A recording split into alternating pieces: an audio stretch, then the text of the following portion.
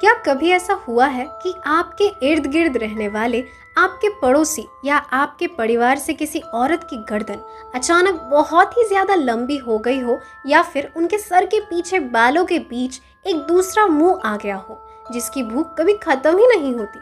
सुनकर ही शायद आपको एक अजीब सा डर महसूस हो रहा होगा।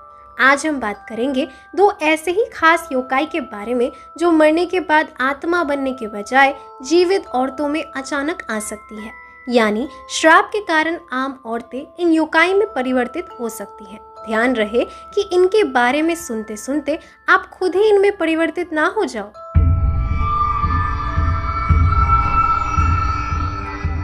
कुची सके ऊना के जैसे ही फूटा कुची ऊना या फिर दो मुंह वाली औरत लोगों के बीच काफी प्रचलित है।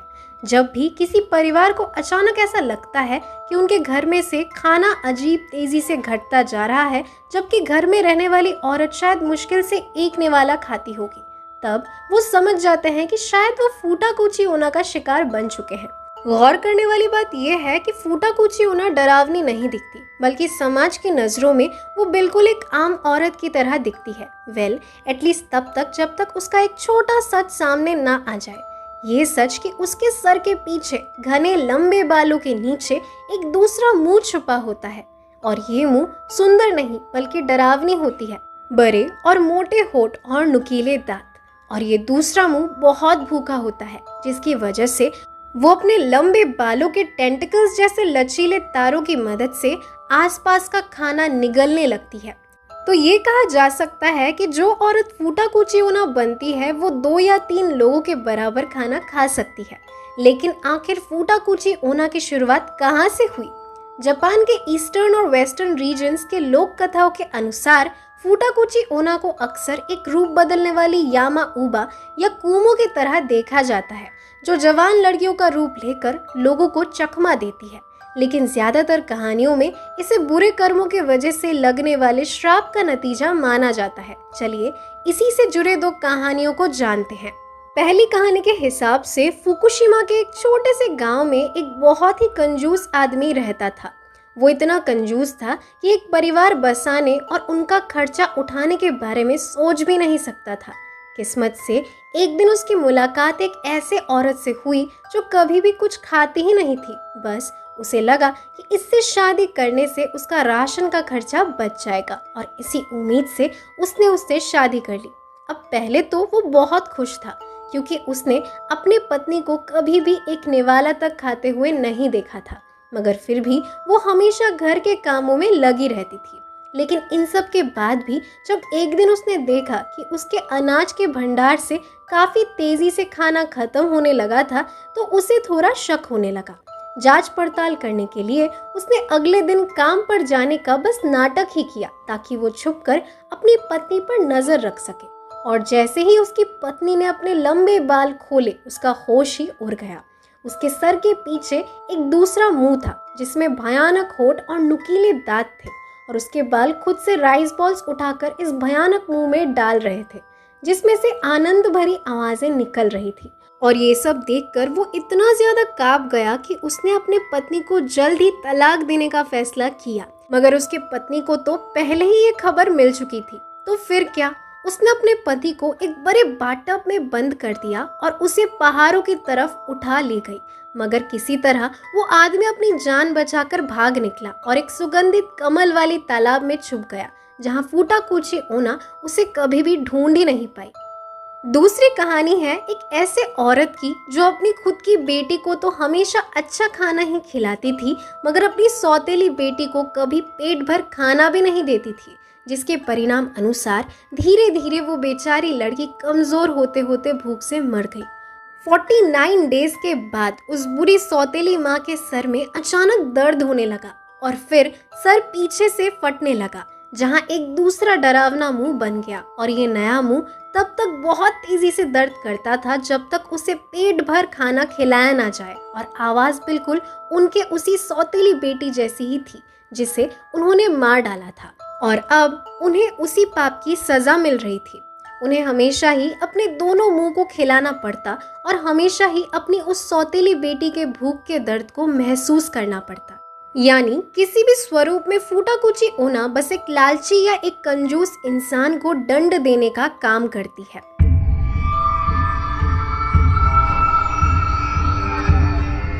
रोकुरो कुबी या लंबी गर्दन वाली औरत भी पापों के दंड का हिसाब लगवाने के लिए ही आम औरतों में होती है और खास करके ब्रोथल्स में पाई जाती है। फूटाकुची ओना के ही तरह ये दिन के समय आम इंसानों जैसा खाना खाती है और आम औरतों की तरह दिखाई भी देती है, लेकिन रात होते ही जब इनका शरीर सो रहा होता है तब इनकी गर्दन लचक कर असाधारण लंबाई तक बढ़ जाती है और इनका सर आसपास घूमने लगता है और कभी कभी ये अपने लंबे जीभ से लैंप्स में से तेल चट कर जाती है। यानी अगर किसी के घर से अचानक तेज गति से तेल खत्म होने लगा हो तो ये जरूर रोकुरो कुबी का ही काम है। मगर इसका आतंक यहाँ नहीं रुकता। अब हालांकि ये ज्यादा खतरनाक कुछ तो नहीं करती, सिर्फ कभी कभी छोटे जानवरों पर हमला कर देती है और कभी सिर्फ लोगों को डराने की कोशिश करती है, जिससे उन्हें शायद आनंद मिलता होगा। अब जैसे पहले ही आपने सुन रखा है, ऑल्दो ज्यादातर योकाई जन्म से राक्षस पैदा होते हैं, वहीं फूटाकुची ओना की ही तरह रोकुरो कुबी और उन्हीं की एक और वेरिएंट नुके कुबी पहले इंसान ही होती है, मगर बाद में किसी श्राप के कारण वो ऐसे भूतिया रूप में बदल जाते हैं। बात करें नुके कुबी की तो जो बात इसे रोकुरो कुबी से अलग बनाती है वो ये है कि रात के समय इनकी गर्दन लंबी नहीं होती, बल्कि इनका सर ही धड़ से अलग हो जाया करता है और यहाँ वहाँ घूमने लगता है। मगर आज हम उनके बारे में बात नहीं करेंगे, बल्कि उनके लिए अलग से वीडियो बन रही है, सब्र रखिए।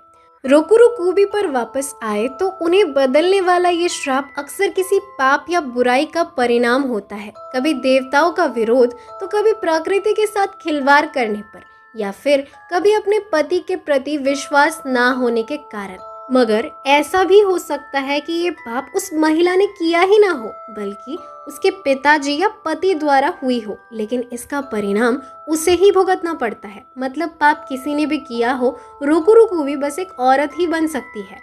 अब इसके इर्द गिर्द भी कुछ कहानियां घूमती हैं। जैसे एक प्रसिद्ध कहानी के अनुसार एक दिन एक लॉर्ड को महसूस हुआ कि उनके घर के लैंप का तेल अजीब तेजी से खत्म हो रहा है और उन्हें तभी ये शक हो गया कि उनकी एक नौकरानी शायद रोकुरो कुबी है। जांच के लिए एक रात वो चुपके से उस नौकरानी के कमरे में छुप गए, जिस पर उन्हें शक था। और जब वो लड़की सो गई तब उन्होंने देखा कि उसके गर्दन के आसपास धुएं और रोशनी जैसा कुछ नजर आ रहा था और जैसे ही वो पलटी उनके होश उड़ गए। उसका पूरा शरीर तो पलट चुका था, मगर सिर उल्टी दिशा में ही था और गर्दन भी सांप जैसी लंबी हो चुकी थी। अब इससे ज्यादा उन्हें जानने की ना इच्छा थी और ना ही हिम्मत, और इसी के चलते अगली सुबह उन्होंने उसे काम से निकाल दिया। लेकिन उस बेचारी लड़की को कभी समझ ही नहीं आया कि वो एक रोकुरो कुबी में बदल चुकी थी। उसे तो यही लगता था कि उसकी किस्मत ही खराब है, इसीलिए उसे हर जगह से नौकरी से निकाल दिया जा रहा था। अगली कहानी है तोतोमी प्रदेश की, जिसे आज के समय में शिजुओका कहा जाता है। इस कहानी के हिसाब से एक मॉन्क थे जो ओयोत्सु नाम की एक लड़की से प्यार करके उसके साथ भाग गए थे, मगर यात्रा के दौरान ओयोत्सु काफी ज्यादा बीमार पड़ गई और उसके इलाज करने में ही उनका सारा पैसा खत्म हो गया, जिसकी वजह से मॉन्क ने उसे मार डाला और बचा हुआ पैसा लेकर निकल गए। इसी बीच अपनी यात्रा के दौरान वो एक इन में ठहरे थे। इनके मालिक की एक सुंदर बेटी थी जिस पर मॉन्क की नजर पड़ गई और शारीरिक लालसा के कारण उन्होंने उस रात को उसी लड़की के साथ बिताया। मगर रात के अंधेरे में अचानक उस लड़की की गर्दन एकदम से लंबी हो गई और उसका चेहरा ओयोत्सु में बदल गया, जो उसे अपना खून करने के लिए धुतकारने लगी, जिसकी वजह से डर और आत्मग्लानि के मारे अगले ही सुबह मॉन्क ने ओयोत्सु की मौत के बारे में इनके मालिक को सब कुछ सच सच बता दिया और साथ में ये भी बताया कि रात में उसने क्या देखा था। इससे इनके मालिक भी थोड़ा डर गए और उन्होंने भी अपना एक राज उसे बताया। असल में उन्होंने भी अपनी पत्नी को पैसों की लालसा से मार दिया था और उन्हीं पैसों से उन्होंने अपना ये इन बनाया था और आज उनके पापों का दंड उनकी अपनी बेटी को ही मिल रहा था, जो अब एक रोकुरो कुबी में बदल चुकी थी। इसे सुनते ही मॉन्क वापस अपने मंदिर में चला गया, जहां उसने ओयोत्सु की याद में एक ग्रेव बनाई और हर रोज उसकी आत्मा की शांति के लिए वो वहां प्रे करता, ताकि किसी तरह उसे मुक्ति मिल जाए। मगर जो हो चुका था वो तो हो चुका था, और जो एक बार रोकू भी बन गया वो शायद ही कभी इंसान बन पाए।